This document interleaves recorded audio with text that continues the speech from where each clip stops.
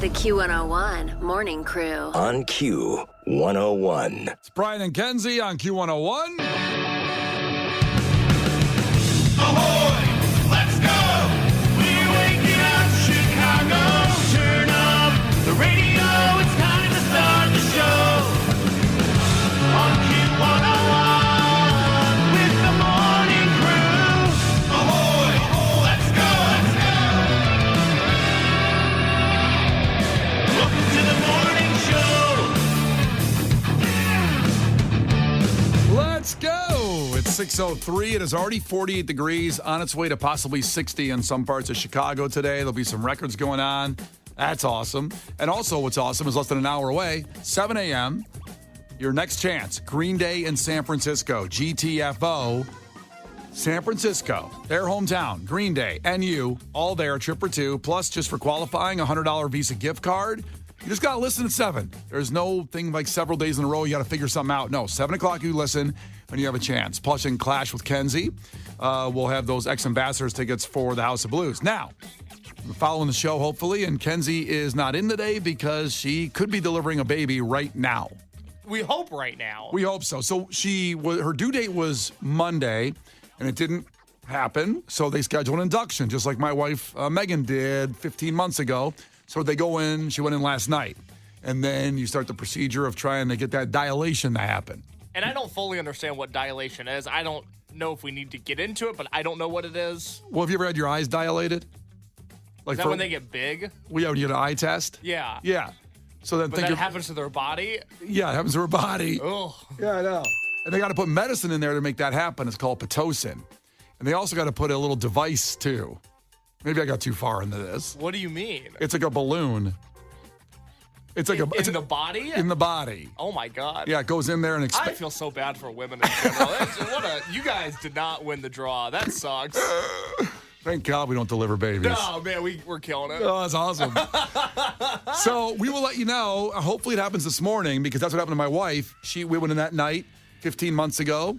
And then by 101:1, exactly 10:11, Harper was born. And it happened pretty easily and quickly for Megan, except for a problem with some blood pressure spike that's called preeclampsia, which happens to a lot of women too. That sucks too for them. Oh, it sucks. I mean, Megan worked out. Megan eats right and works out constantly. We have a weight set I bought at Costco, and she lifts it and I don't. Mm-hmm. And she's the one that got high blood pressure from the baby. Sucks for her. Yeah, I mean, it went away, but I mean, it's just like, God, it was miserable. That's too bad. Score one for me again when I ate when I ate an Italian beef last night for dinner, you know? What was the first thing you ate after the baby was born? Did you go out and get something without the mom and your daughter? Did you just go out and have a little solo meal? Well, so the first meal, we were at Northwestern Hospital right down here in Streeterville, and then Megan loves sushi, and she couldn't eat sushi while you're pregnant. Yeah. Can't do that. So she said... Which sucks, by the way. Another L for women. Another L. That should be a buzzer, actually. That's another L for women after that.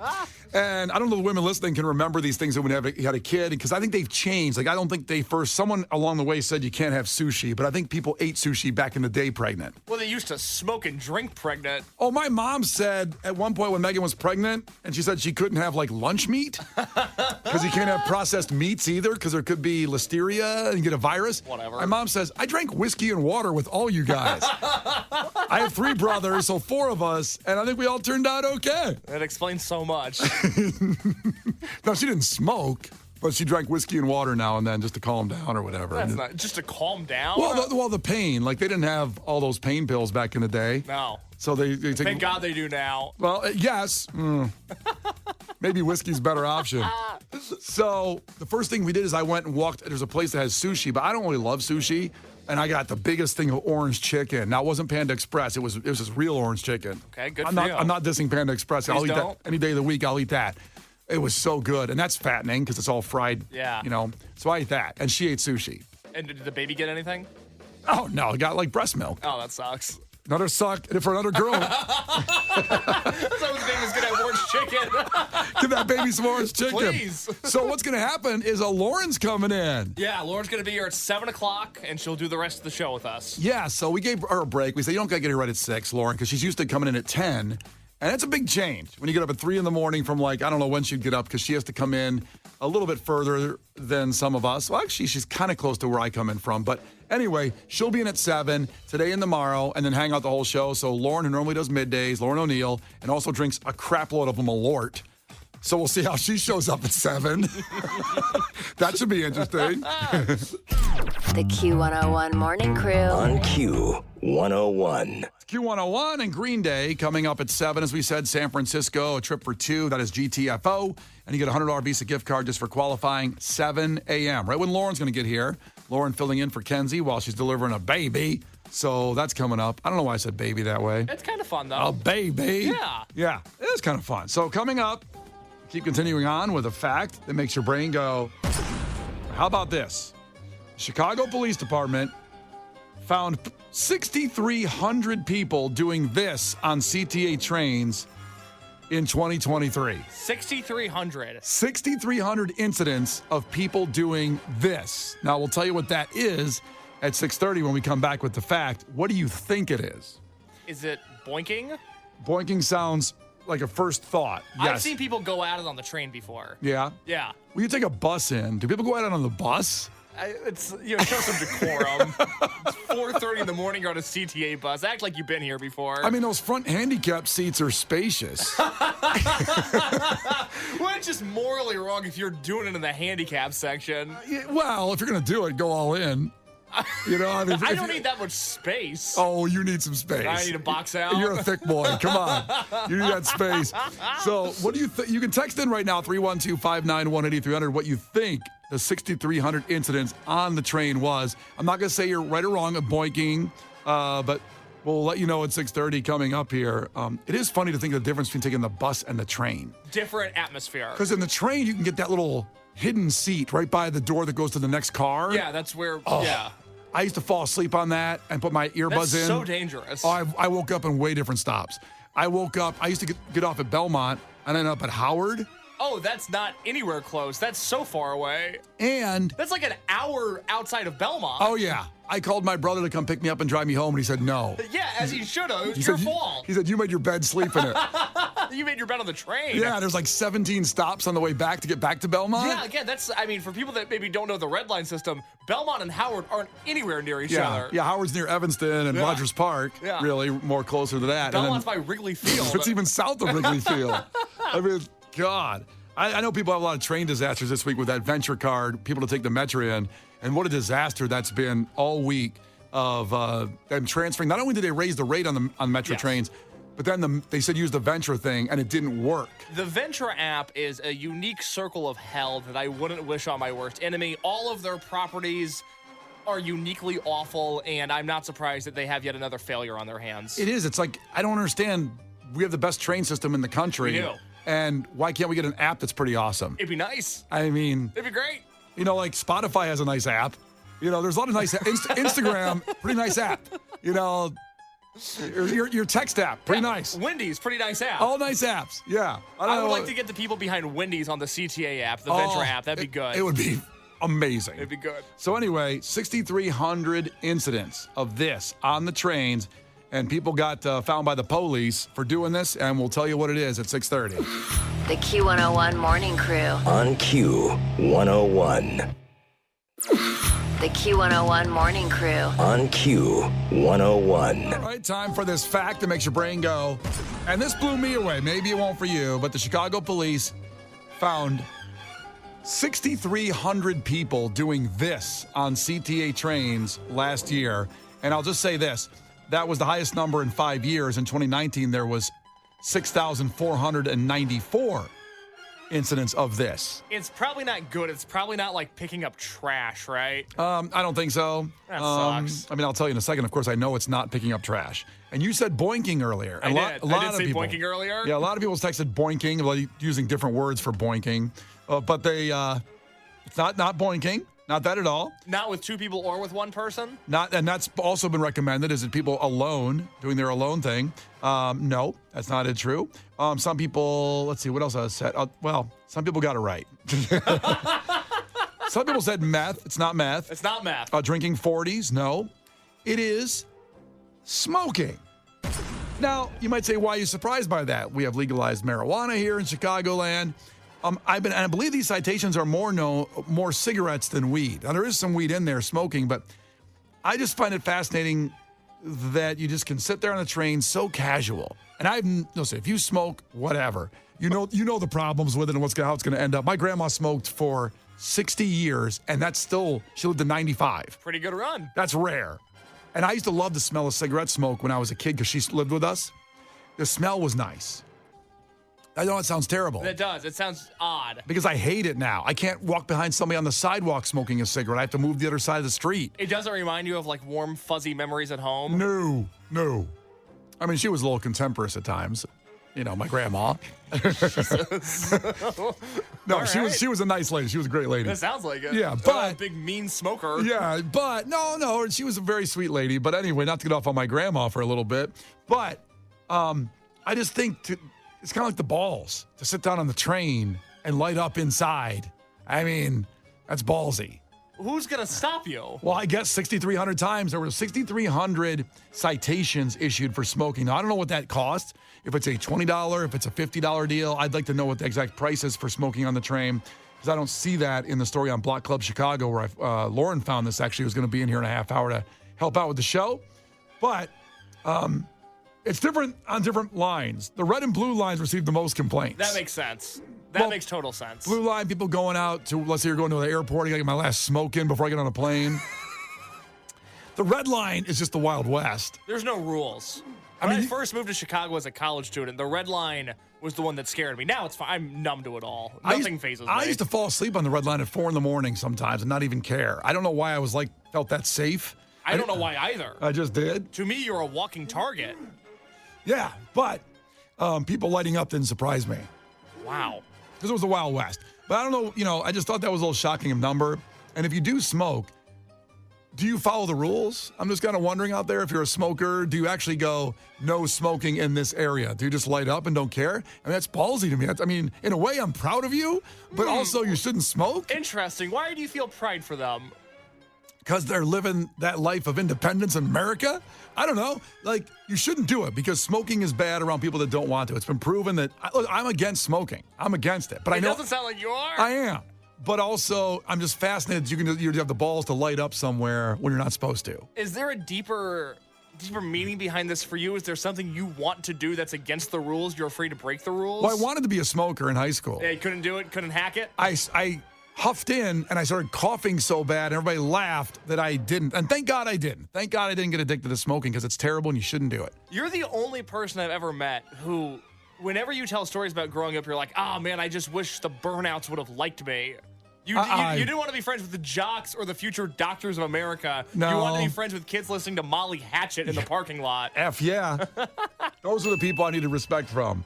Let's see. We got text in line. 773 says they think the CTA ticket is $350 for smoking on a train? Smoking must be so comforting if you're willing to risk $350. Okay, but now we got an actual ticket. So 847 checked in. I once got a $60 ticket for smoking in front of the Fullerton Red Line. Does that mean you weren't even on the car? Were you on the platform? Yeah, you can't smoke on the platform. Oh, I got on it. property. It's like a school, Brian. You can't smoke anywhere. Yeah, and I agree. You shouldn't. Trust me, I'm against it. The evidence is there. It's not the 1950s when they said it was good for you. It's not good for you. There's no happy ending there. If you can quit, quit. In fact, I saw a stat the other day that said if you quit before 50, your body will react shortly that you almost like you never smoked in your life. So if you're still under that age, you can quit right now and still not have those effects to take you out like at 70 or whatever. Yeah. But if you wait till after 50, you're getting kind of screwed each year. The smoke doesn't get out of your system. That's too bad. No, just letting you know. Also, Chef Sean checked in and said, oh, damn, Molly Hatchet was playing at the gas station this morning. Hell yeah. I'm going to hang out with those guys. I'm going to go smoke. The Q101 Morning Crew. On Q 101. It's Brian and Kenzie on Q101, and we just did the fact that made your brain go. And I guess it shouldn't be surprising, but 6,300 citations for smoking on the CTA trains were given out last year, and that was a record from 5 years ago was the highest, but it's been many years. That's a pretty high number. No, I get it. Legalized weed. I'm going to smoke up. But I just think it's ballsy. No, you're not. You sound like an undercover cop. Well, let me try that again. I get it. Go out there and smoke up, kids. I believe your exact quote was, legalized weed. I get it. I'm going to smoke up. No, you're not. You have a child. I'm not. I don't partake. I have, but I don't. And I missed the glorious window probably because weed is like good now. Back when weed was cool, when it was underground. Well, no, when it was underground, it sucked. It was like skunk weed. There was nothing to it.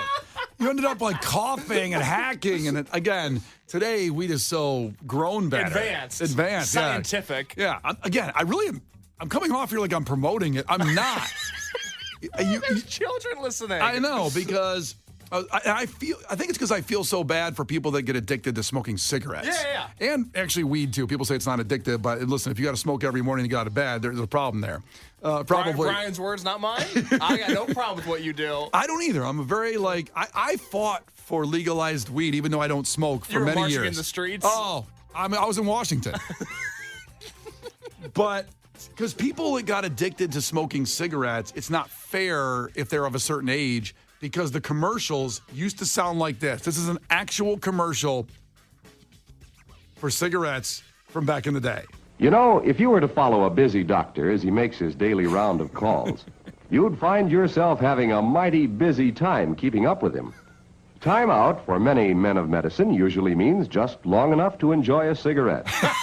And because they know what a pleasure it is to smoke a mild, good-tasting cigarette, they're particular about the brand they choose. Now, I want to just show you what's happening in this commercial. It's a doctor who just got handed a file from a nurse at his desk. He's in his office, and he's smoking. This dude's awesome. All his degrees are behind him on the wall. I'm trying to think of what this guy looks like.